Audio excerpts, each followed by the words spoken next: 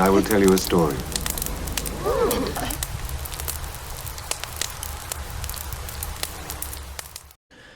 Welcome to another Catholic Context microclip, where Catholic apologetic points are presented in short video clips.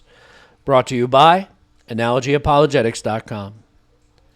In 1787, after the United States' independence was won from England, the country faced a dilemma.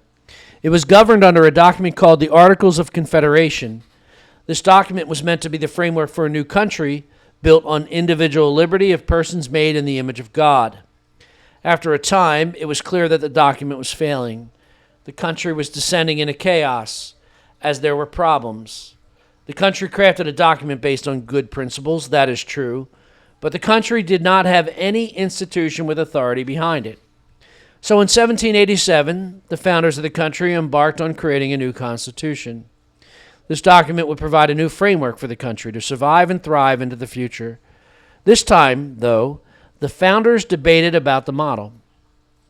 There were the Anti-Federalists, who did not want a central authority, and then there were the Federalists, who endorsed a central authority. The Federalists knew there were two primary issues with the Articles of Confederation. Number one, there was no enforcement mechanism. And number two, there was no interpretation arm. The second issue was especially acute, as each state interpreted laws and treaties independently. Without a federal court system, constitutional clarity was impossible. Knowing that a document itself could never provide the sufficient clarity to interpret itself, many of the country's founders began to write what are called the Federalist Papers. On December 14th, 1787, Alexander Hamilton wrote Federalist number 22, and in it he said this: "Laws are a dead letter without courts to expound and define their true meaning and operation."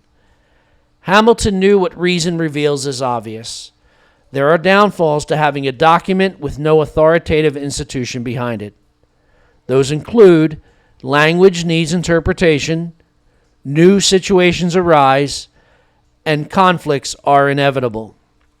Since the ratification of the Constitution, there have been close to 3,000 Supreme Court rulings clarifying interpretation of the Constitution. And as a result, the United States is the longest-running democratic republic in world history. A question to all who believe in the doctrine of sola scriptura: would Christ establish a church under a similar model as the Articles of Confederation?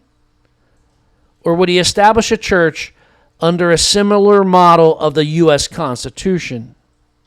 If in their human imperfection the founders of the United States could understand that a document without an authority behind it cannot survive without chaos, don't you think that God, in his divine perfection and omniscience, would found his church on more than a document as its supreme authority?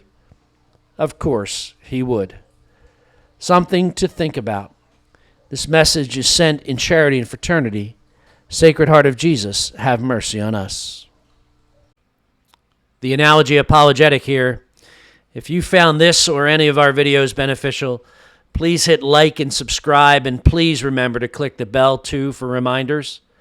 Also, you can support the Analogy Apologetic mission at our Patreon page, Analogy Apologetics, where the link can be found in the description below.